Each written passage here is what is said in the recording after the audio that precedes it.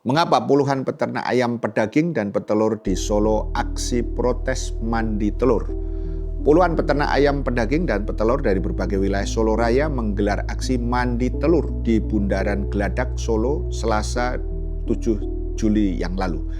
Aksi ini digelar sebagai protes terhadap anjloknya harga ayam hidup dan telur yang dinilai sudah jauh di bawah harga pokok produksi HPP.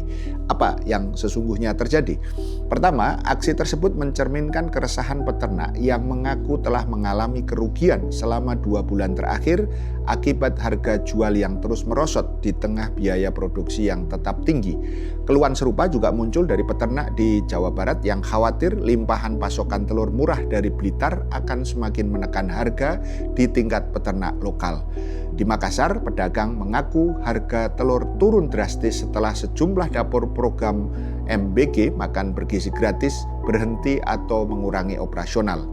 Di berbagai daerah yang lain, para pelaku usaha mengeluhkan kondisi yang sama, yaitu harga jual yang terus merosot ketika di saat yang sama biaya produksi, terutama pakan, tetap tinggi. Kedua, para peternak menilai kondisi tersebut dipicu oleh kelebihan pasokan, melemahnya konsumsi masyarakat, dan kebijakan tata kelola sektor perunggasan yang dinilai belum mampu menjaga keseimbangan antara produksi dan kebutuhan pasar. Sementara itu, pengamat ekonomi menilai kombinasi oversupply, berhentinya sementara sebagian operasional MBG pada saat libur sekolah, dan meningkatnya biaya produksi telah memperparah tekanan terhadap peternak. Ketiga, aksi protes peternak Solo Raya berlangsung di kawasan Bundaran Geladak, ujung timur Jalan Slamet Riyadi, Solo.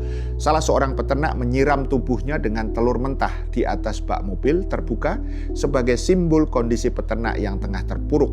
Aksi itu menjadi perhatian pengguna jalan yang melintasi kawasan tersebut. Selain mandi telur, peternak juga membagikan ayam hidup kepada warga dan puluhan kilogram telur rebus secara gratis kepada pengendara roda 2 maupun roda 4.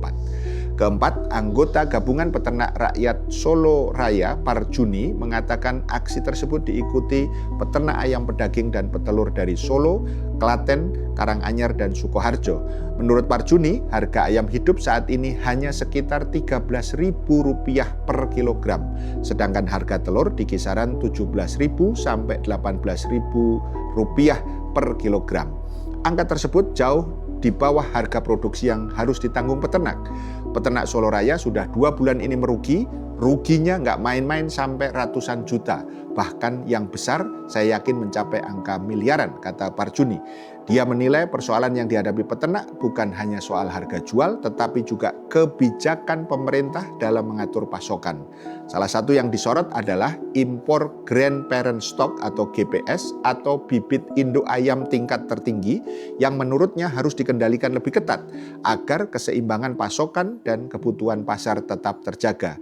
Menurut dia, kebutuhan impor GPS memiliki dampak jangka panjang terhadap jumlah produksi ayam dan telur nasional. Seperti misalnya impor GPS itu kan mempengaruhi suplai 2 tahun berikutnya. Jadi prediksinya sudah tahu mau berapa kebutuhannya sudah diketahui. Kemudian keseimbangan suplai demand itu harus ada karena apa?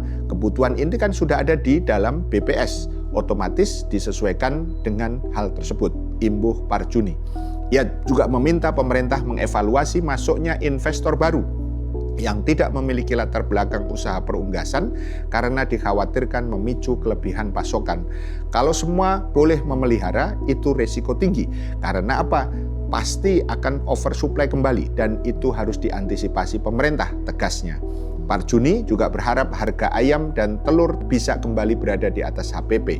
Saat ini HPP telur tersebut sudah mencapai Rp23.000 per kilogram, sedangkan HPP ayam broiler berkisar antara Rp19.500 sampai Rp20.000 per kilogram.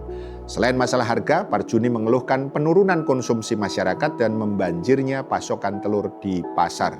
Kondisi yang saat ini memang konsumsi masyarakatnya turun karena kondisi ekonomi. Kita memaklumi, katanya. Kelima, Kementerian Pertanian Kementan memang telah menetapkan harga acuan ayam hidup live bird sebesar Rp19.500 per kilogram dan telur ayam Rp24.000 per kilogram di tingkat peternak mulai 15 Juli 2026. Wakil Menteri Pertanian Sudaryono mengatakan pemerintah akan memastikan kebijakan tersebut dijalankan oleh seluruh pelaku usaha agar harga di tingkat peternak membaik tanpa mengganggu stabilitas harga bagi konsumen. Keenam, pengamat ekonomi Universitas Padjadjaran Bandung, Ferry Hadianto, menilai anjloknya harga telur dipengaruhi kombinasi peningkatan produksi dan melemahnya permintaan. Menurut Ferry, investasi di sektor ayam petelur meningkat dalam setahun terakhir karena bisnis tersebut sebelumnya dianggap menguntungkan. Akibatnya, pasokan telur meningkat secara signifikan. Sentra-sentra ayam petelur memang sedang mengalami panen dan oversupply sebagai hasil dari meningkatnya investasi ayam petelur dalam 1 tahun terakhir karena dianggap menguntungkan, kata Ferry. Menurut dia, selama beberapa bulan pertama tahun ini permintaan relatif tinggi karena adanya Ramadan, Idul Fitri, dan program MBG yang membantu menyerap pasokan telur. Tapi setelah Juni dan Juli 2026, di mana demand menurun dan adanya libur sekolah hingga MBG stop operasi sementara, membuat pasar mengalami oversupply dan inilah yang membuat harga turun, kata Ferry. Menurutnya, kondisi tersebut bahkan menjadikan telur sebagai salah satu penyumbang deflasi di Jawa Barat.